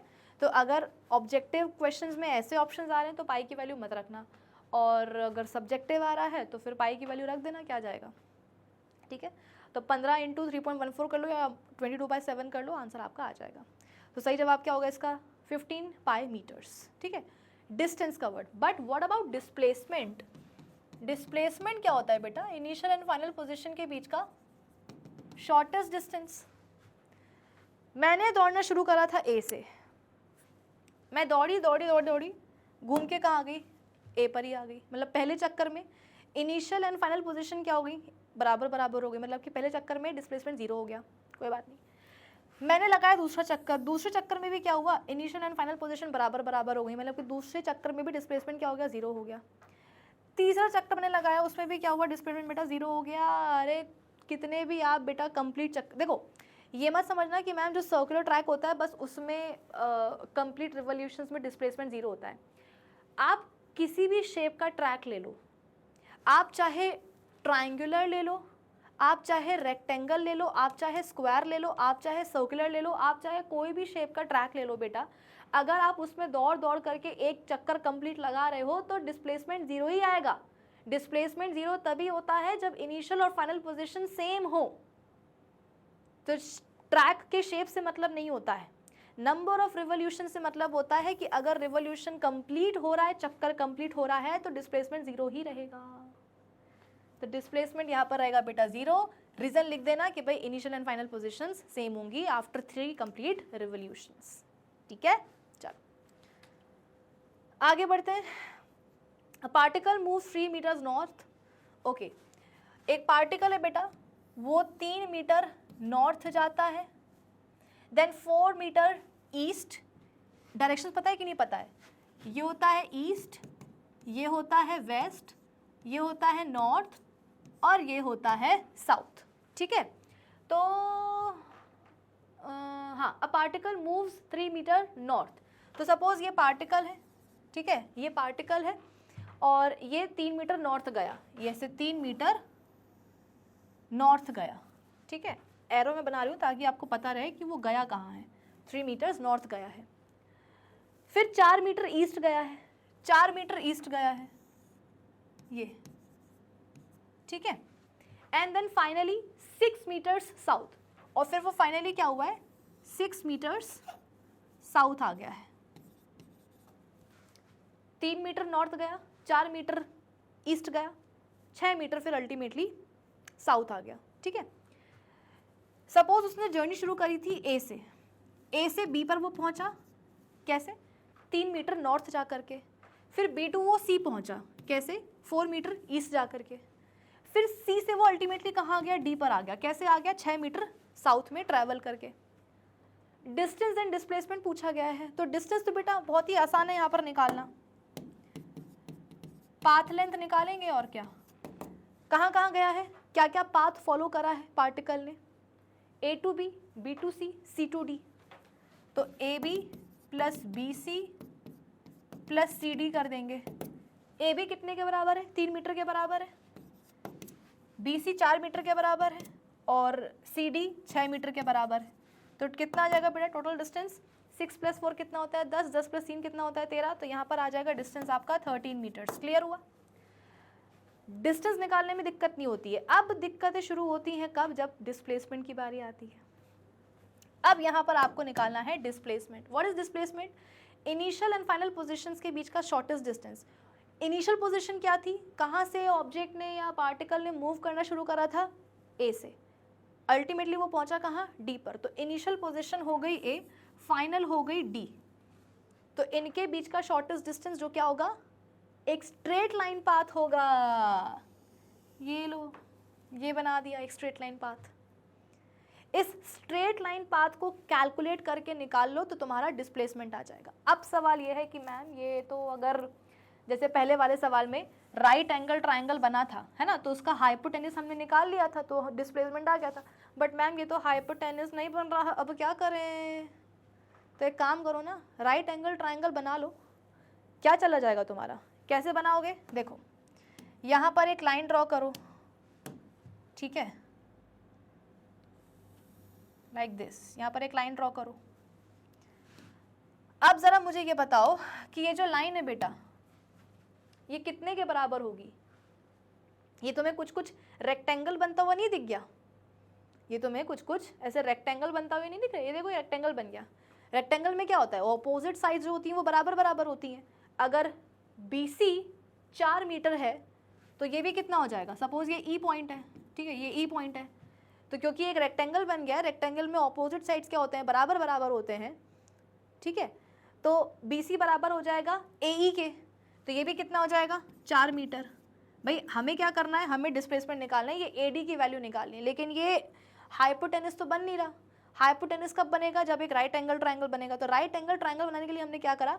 एक यहाँ पर हमने लाइन बना दी A to E, तो ये बन गया देखो राइट एंगल ट्रायंगल, और ये क्या बन गया? एक स्क्वायर या क्या, हाँ स्क्वायर, हाँ ये क्या बन गया बेटा? रेक्टेंगल बन गया, नॉट स्क्वायर। स्क्वायर में तो क्या होता है? सारी साइड्स बराबर बराबर होती है ना, यहाँ पर सारी साइड्स बराबर नहीं है, ठीक है। तो एक लाइन हमने ड्रॉ करी A to E, ये बन गया राइट एंगल ट्रायंगल, और ये क्या बन गया? देखो रेक्टेंगल बन गया। रेक्टेंगल में क्या होता है? ऑपोजिट साइड्स बराबर होते हैं। तो BC बराबर हो गया AE के, BC बराबर हो गया AE के। सिमिलरली क्योंकि ये रेक्टेंगल बन गया है तो ऑपोजिट साइड्स बराबर होंगे, तो AB बराबर हो जाएगा EC के, या हाँ चलो EC के, है ना, तो AB बराबर हो जाएगा EC के। ये बराबर इसके, तो ये बराबर इसके, तो EC कितना आ गया बेटा? EC आ गया ये आपका 3 मीटर, ये आ गया आपका 3 मीटर। हमें क्या करना है? हमें निकालना है AD। कैसे निकालेंगे AD? वही हाइपोटेनस का स्क्वायर करके निकालेंगे, मतलब वही पाइथागोरस थ्योरम लगा देंगे। लेकिन पाइथागोरस थ्योरम लगाने के लिए हमें परपेंडिकुलर चाहिए है और हमें बेस चाहिए है। तो बेटा ये तो आपका ये जो AE है, ये जो AE है ये क्या बन जाएगा आपका? परपेंडिकुलर, है ना। AE विल बी और परपेंडिकुलर, नहीं सॉरी, AE आपका बेस हो जाएगा, अरे हाँ जी, AE क्या हो जाएगा आपका? बेस हो जाएगा, और परपेंडिकुलर क्या हो जाएगा आपका? ED हो जाएगा। परपेंडिकुलर आपका ED ना, हाँ ED हो जाएगा, परपेंडिकुलर। समझ में आई बात कि नहीं आई? कि हमें ये हाइपोटेनस बनाना है, इसके लिए हमने क्या करा? एक रेक्टेंगल बनाया, राइट एंगल ट्रायंगल। एक राइट एंगल ट्रायंगल हमने बनाया। कैसे बनाया? ये लाइन ड्रॉ करके, AE बना करके। यहाँ तो बन गया राइट एंगल ट्रायंगल, ऊपर क्या बन गया? एक रेक्टेंगल बन गया जिसकी ऑपोजिट साइड्स क्या होती है? बराबर बराबर होती है। तो BC बराबर हो गया AE के, और AB बराबर हो गया EC के, ठीक है। AE आपका क्या बन जाएगा? राइट एंगल ट्रायंगल का बेस बन जाएगा, और AD क्या बन जाएगा? परपेंडिकुलर। और हाइपोटेनस आप निकाल लो ना पाइथागोरस थ्योरम से। लेकिन यहाँ पर एक दिक्कत है। क्या दिक्कत है? कि मैम AE तो पता है कितना है? 4 मीटर के बराबर, है ना, 4 मीटर के बराबर है AE, वो तो हमें दिख गया। लेकिन ये जो ED है ये कितना है? ये नहीं पता। तो अब जरा दिमाग लगाओ बेटा, यहां से लेकर के यहां तक का तुमको डिस्टेंस पता है? भाई जो पार्टिकल था वो C2 कहाँ आया? D आया। 6 मीटर साउथ में ट्रैवल करके, 6 मीटर साउथ में ट्रैवल करके जो पार्टिकल है वो C2D आया। मतलब CD की वैल्यू तुमको पता है, तुमको निकालनी है ED की। कैसे निकाल सकते हो? भाई तुमको C2E भी तो पता है ना, कितना है? 3 मीटर्स, यानी कि इतना पता है, इतना पता है, तो इतने में से इतना माइनस कर दो तो इतना नहीं आ जाएगा। तो परपेंडिकुलर निकालने के लिए, ED निकालने के लिए क्या करोगे? ED निकालने के लिए CD में से CE माइनस कर दो, या EC बोल रहे थे ना तुम लोग, इसको EC बोल रहे थे, EC माइनस कर दो कि इतने में से इतना माइनस करोगे तो इतना नहीं आ जाएगा। तो ED निकालने के लिए CD में से EC माइनस कर दो, यानी कि 6 में से 3 माइनस कर दो, कितना आ जाएगा 3 मीटर।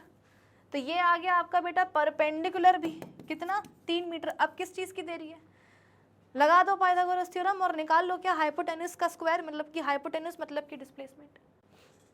आ जाओ, तो हाइपोटेन्यूज का square is equals to perpendicular का स्क्वायर प्लस बेस का स्क्वायर। हाइपोटेन्यूज का स्क्वायर क्या है अपना, परपेंडिकुलर ED कितना निकाला 3 मीटर, तो उसका स्क्वायर कर देना, प्लस बेस कितना है 4 मीटर, कर देना स्क्वायर। कितना आ जाएगा बेटा, 3 3 ज़ा 9, 4 4 ज़ा 16, कितना हो जाएगा ये 25 हो जाएगा। ये 9 बिल्कुल G दिख रहा है, ये 9 है बेटा, G नहीं है,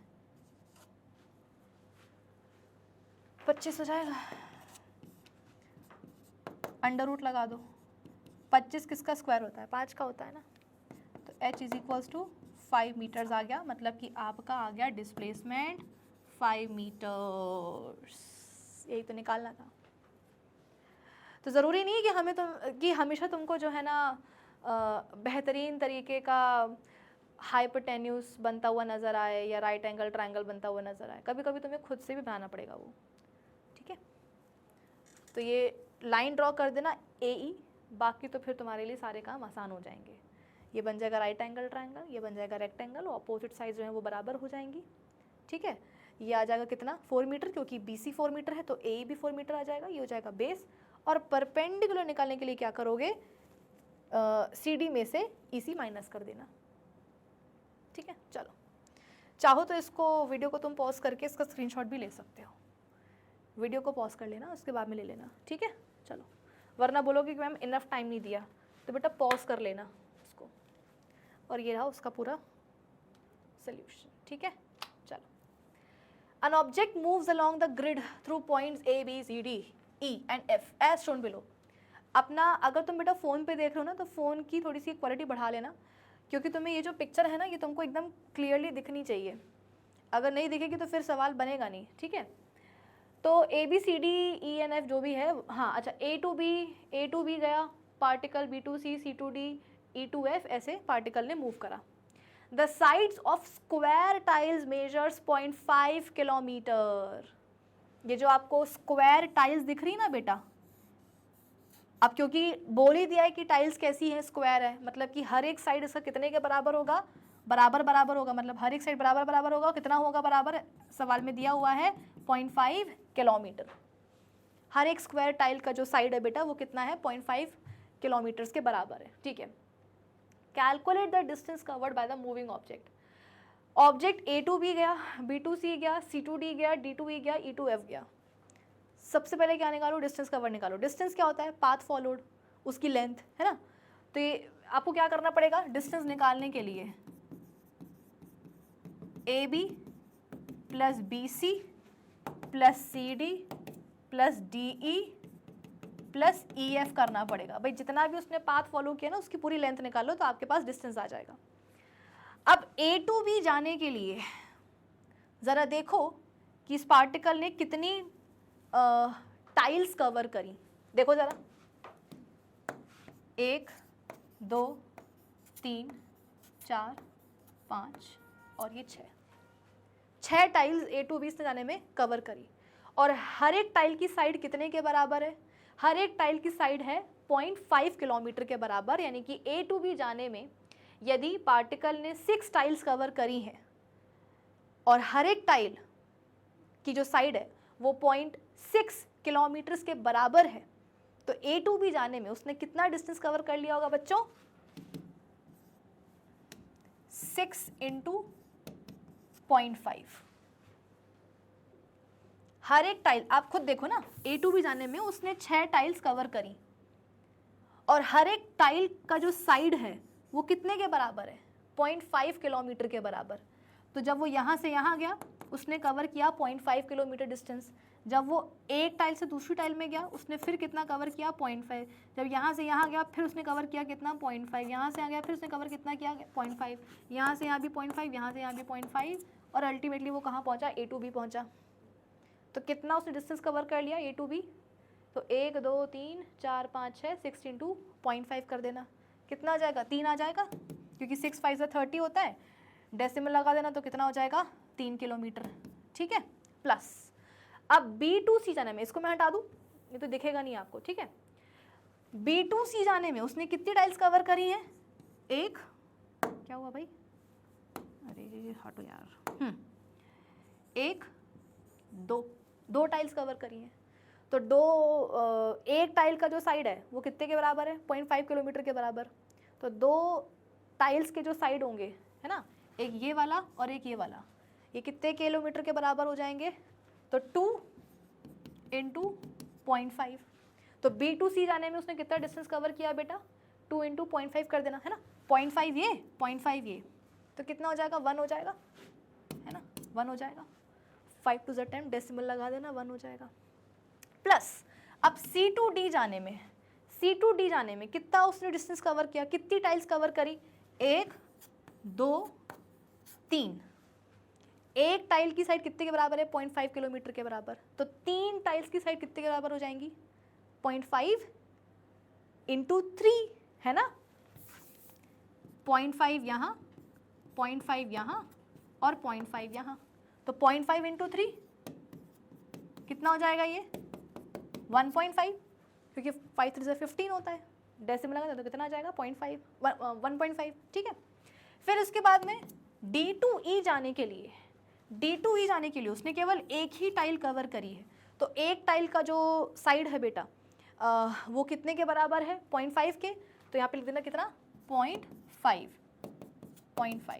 plus finally E to F जाने के लिए भी उसने केवल एक ही टाइल कवर करी है, तो एक टाइल का साइड कितने के बराबर है 0.5 के बराबर है, ठीक है 0.5 के बराबर है।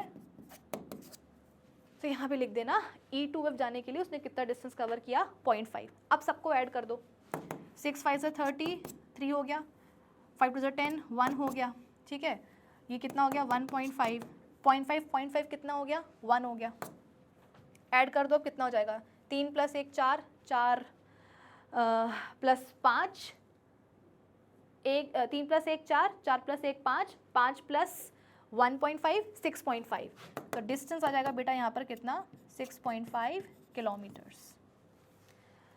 कोई ऐसा ऑप्शन जिसमें कि डिस्टेंस 6.5 किलोमीटर हो, ओहो दो ऑप्शन है A और D, मतलब इन दोनों में से कोई एक होगा। अब अपन को निकालना है क्या डिस्प्लेसमेंट, है ना बेटा, ये अपन ने डिस्टेंस निकाला है, अब अपन निकालते हैं displacement. What is displacement bro, initial and final positions के बीच का shortest distance. What is initial position, अरे हटो भाई, इनिशियल पोजीशन है A, फाइनल है F, तो इनके बीच का शॉर्टेस्ट डिस्टेंस जो कि क्या होगा एक स्ट्रेट लाइन पाथ होगा। तो बेटा कुछ इस तरीके से तुम क्या करोगे, ये तुमने बना दिया क्या displacement, shortest path between initial and final positions, जो कि क्या है एक स्ट्रेट लाइन पाथ है। बन गया हाइपोटेन्यूस कि नहीं बन गया है ना, ये बन गया तुम्हारा हाइपोटेन्यूस। आप बोलोगे कि मैम परपेंडिकुलर क्या है, अरे परपेंडिकुलर तुम यहाँ कर देना ना, F से यहाँ ले आना तुम, सपोज ये क्या है पॉइंट O है, तो ये हो गया तुम्हारा हाइपोटेन्यूस, ये हो गया तुम्हारा परपेंडिकुलर और ये बन गया तुम्हारा बेस। क्या करोगे, लगाओ ना पाइथागोरस थ्योरम, और क्या करोगे परपेंडिकुलर का स्क्वायर प्लस बेस का स्क्वायर कर दो, ठीक है। परपेंडिकुलर बेटा क्या है F से लेकर के O, है ना, ये F है, दिख नहीं रहा होगा तुमको, वो छुप गया है, हाँ F to O क्या है परपेंडिकुलर है। अब ज़रा बताओ कि अगर मैं F से O आऊँगी तो मैं कितनी टाइल्स कवर करके आऊँगी, एक तो ये वाली टाइल की साइड, दूसरी ये वाली, तीसरी ये वाली। सवाल खुद बोल रहा है कि हर एक टाइल का जो साइड है वो 0.5 किलोमीटर के बराबर है, तो अगर मैं F से O आऊँगी तो मैं कितना डिस्टेंस कवर करके आऊँगी, ये हो गया 0.5, ये हो गया 0.5 और ये हो गया 0.5, तो 0.5 + 0.5 + 0.5 कितना हो जाएगा बच्चों 1.5 है ना, 1.5 किलोमीटर, वही है ना, हाँ 1.5 किलोमीटर ट्रैवल जब मैं करूंगी तब जाकर के मैं F2O आऊंगी, यानी कि परपेंडिकुलर निकाले ना, मैं कितना निकाल लिया 1.5 किलोमीटर। अब निकालते हैं बेस, बेस मतलब कि AO, A से O तक जाने के लिए कितनी टाइल्स कवर करनी पड़ेंगी, 1 2 3 4, हर एक टाइल की साइड कितने के बराबर है, 0.5 किलोमीटर के, तो 0.5 इंटू 4 कर दो, कितना हो जाएगा 2 किलोमीटर है ना, 0.5 ये 0.5 ये 0.5 ये 0.5 ये, तो 0.5 प्लस 0.5 1, 0.5 प्लस 0.5 1, 1 प्लस 1 कितना हो जाएगा 2, तो बेटा आपका AO कितना आ गया, बेस कितना आ गया 2 किलोमीटर। ये क्या बोलते हैं, परपेंडिकुलर आ गया 1.5, बेस आ गया 2 किलोमीटर। अब लगाओ वो पाइथागोरस थ्योरम, स्क्वायर कर देना बेटा सबका, और है ना, भूलना नहीं, कितना आया परपेंडिकुलर 1.5 का स्क्वायर, बेस कितना है 2 का स्क्वायर, तो 1.5 का स्क्वायर कितना हो जाएगा 2.25, और 2 का कितना हो जाएगा 4, ठीक है, तो हाइपोटेन्यूज का स्क्वायर कितना हो गया बेटा, इसको ऐड कर दो 6.25 हो जाएगा, 6.25। अब इसको वो कर दो, क्या बोलते हैं, अंडर रूट में ले आओ, कितना हो जाएगा ये 2.5 किलोमीटर। भाई 625 किसका स्क्वायर होता है, 25 का ना, तो 6.25 किसका होगा 2.5 किलोमीटर का, तो ये आ गया क्या बेटा आपका हाइपोटेन्यूज, बोले तो डिस्प्लेसमेंट 2.5 किलोमीटर। एक ऐसा ऑप्शन जहाँ पर डिस्टेंस है 6.5 किलोमीटर और डिस्प्लेसमेंट है 2.5 किलोमीटर, अरे अपना ऑप्शन ए ही तो है, यानी कि इस सवाल का सही जवाब होगा ऑप्शन ए। डिस्टेंस आ जाएगा कितना बेटा 6.5 किलोमीटर और डिस्प्लेसमेंट आ जाएगा 2.5 किलोमीटर। चाहो तो स्क्रीनशॉट ले सकते हो इसका, ठीक, चलो आगे बढ़े। Next the numerical ratio of displacement to distance for a moving object is, बेटा यहाँ पर ना डिस्प्लेसमेंट एंड डिस्प्लेसमेंट की जरा स्पेलिंग देख लो तुम लोग, क्या लिख दी मैंने, डिस्प्लेसमेंट, हाँ डिस्प्लेसमेंट और डिस्टेंस का रेशियो पूछा गया है कि न्यूमरेटर में क्या आना चाहिए डिस्प्लेसमेंट और डिनोमिनेटर में क्या आना चाहिए डिस्टेंस। तो इनका जो बेटा न्यूमेरिकल रेशियो है वो कितना होगा for a moving object. Option A बोलता है कि हमेशा लेस देन 1 है ना, लेस देन 1।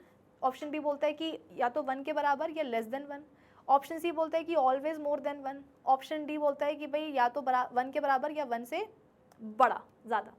देखो बेटा कोई भी जो रेशियो है वो 1 कब आएगा, कोई भी रेशियो 1 कब आएगा, जब न्यूमरेटर एंड डिनोमिनेटर बराबर बराबर हैं। यानी कि डिस्प्लेसमेंट है आपका 20 मीटर, एग्जाम्पल ले रहे हैं हम, ठीक है, और डिस्टेंस भी कितना है 20 मीटर। ये कब होता है बेटा, डिस्टेंस एंड डिस्प्लेसमेंट बराबर बराबर कब होते हैं, जब मोशन कैसा हो रहा हो स्ट्रेट लाइन में, है ना। तो इस केस में क्या होगा, सब कट कुटा करके रेशियो कितना आ जाएगा 1 आ जाएगा, 1:1 है ना। रेशियो लेस देन 1 होने का क्या मतलब है कि न्यूमरेटर की वैल्यू छोटी है और डिनोमिनेटर की वैल्यू बड़ी है। बेटा ये तो अपन ने मैथ्स में बेसिक पढ़ा होगा ना जूनियर क्लासेस में, कि रेशियो 1 से छोटा कब आता है, जब न्यूमरेटर की वैल्यू छोटी हो डिनोमिनेटर से, डिनोमिनेटर बड़ा हो न्यूमरेटर छोटा हो। जैसे कि डिस्प्लेसमेंट कितना हो 1 मीटर और डिस्टेंस कितना हो 2 मीटर, तो यहाँ पर रेशियो कितना आ जाएगा 0.5, यानी कि 1 से छोटा, ठीक है। रेशियो ये, हाँ चलो अब देखो रेशियो 1 से बड़ा कब आएगा, रेशियो इस केस में 1 से बड़ा कब आएगा, जब न्यूमरेटर की वैल्यू बड़ी हो डिनोमिनेटर से। जैसे कि न्यूमरेटर हो 20 मीटर्स और डिनोमिनेटर हो 10 मीटर्स, तो सब कट कुटा के कितना आ जाएगा 2 मतलब ग्रेटर देन 1। तो रेशियो 1 कब आता है, जब वैल्यूज बराबर बराबर हो। रेशियो 1 से छोटा कब आता है, जब न्यूमरेटर छोटा हो। और रेशियो 1 से ज़्यादा कब आता है, जब न्यूमरेटर डिनोमिनेटर से बड़ा हो। हमारे पास जिस न्यूमेरिकल रेशियो की हम बात कर रहे हैं बेटा वो किसका है, डिस्प्लेसमेंट और डिस्टेंस का है कि हम डिस्प्लेसमेंट को कहाँ ले रहे हैं, न्यूमरेटर में ले रहे हैं, और डिनोमिनेटर में अपन किसको ले रहे हैं, डिस्टेंस को ले रहे हैं। याद करो पिछला लेक्चर अपन ने सारी प्रॉपर्टीज पढ़ी थी डिस्टेंस एंड डिस्प्लेसमेंट की, वहाँ पर अपन ने देखा था कि अगर तो मोशन हो रहा है तो डिस्टेंस कभी भी जीरो नहीं हो सकता, वो हमेशा पॉजिटिव होता है। डिस्प्लेसमेंट जीरो भी हो सकता है, नेगेटिव भी हो सकता है, पॉजिटिव भी हो सकता है। डिस्टेंस एंड डिस्प्लेसमेंट बराबर बराबर हो सकता है in case of straight line motion, लेकिन कभी भी डिस्प्लेसमेंट डिस्टेंस से बड़ा नहीं होगा। डिस्प्लेसमेंट के तो बेटा डेफिनेशन में ही ये बोला जाता है कि what is displacement, shortest distance between initial and final position.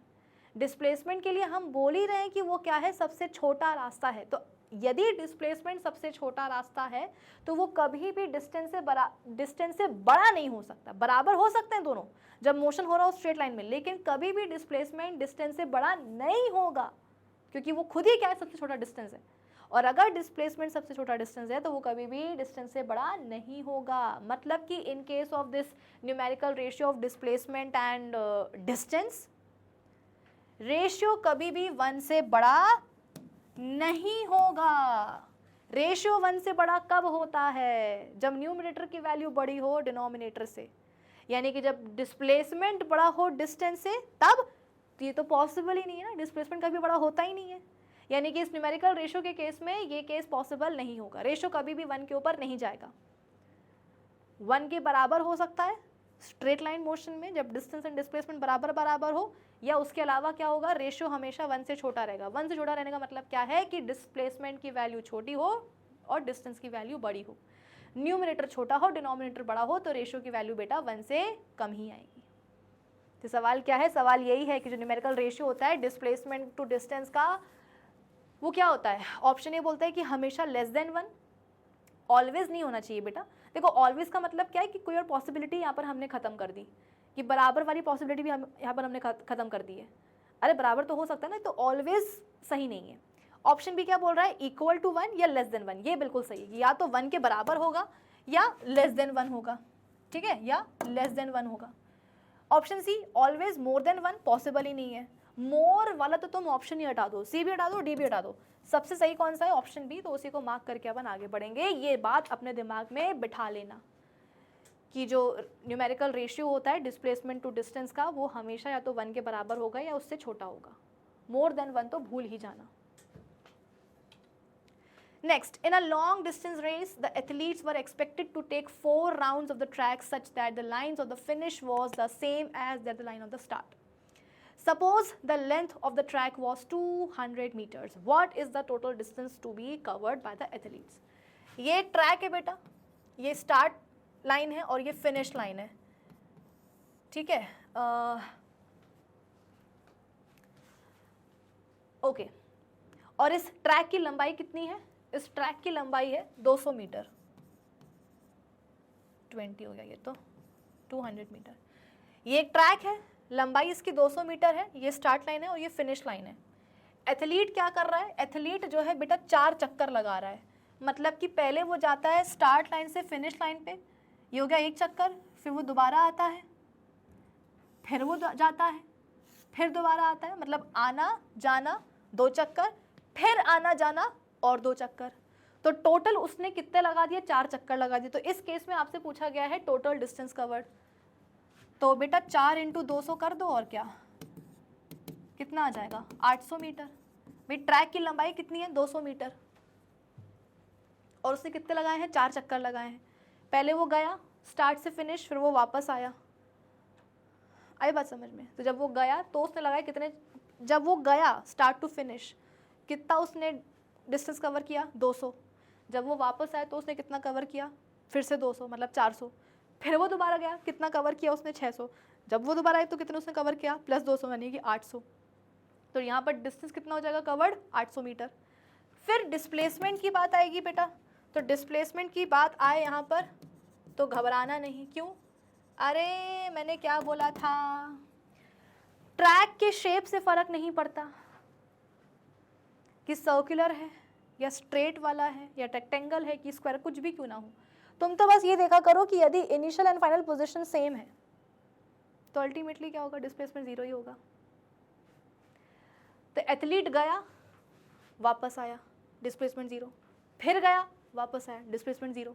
मतलब कि यहाँ पर बेटा डिस्प्लेसमेंट 0 ही होगा, since initial and final positions are same after 4 complete चक्कर। ठीक है, ओके। सो आज के इस सेशन के लिए इतना ही। आज अपन ने कुछ बेसिक क्वेश्चन सॉल्व करे हैं अबाउट डिस्टेंस एंड डिस्प्लेसमेंट। अब हम मिलेंगे अपने अगले सेशन में, और अगले सेशन में हम बात करेंगे स्पीड एंड वेलोसिटी की। अब अगर आपको ये सेशन अच्छा लगा हो तो लाइक करिएगा, शेयर करिएगा इस सेशन को, इस लेक्चर को अपने फ्रेंड्स, अपने क्लासमेट्स के साथ। और अगर चैनल को अभी तक सब्सक्राइब नहीं किया है बेटा, तो डू सब्सक्राइब आवर चैनल। और अब हम मिलेंगे अपने अगले सेशन में, तब तक के लिए keep learning with definite success Pathshala. Bye bye, have a great day.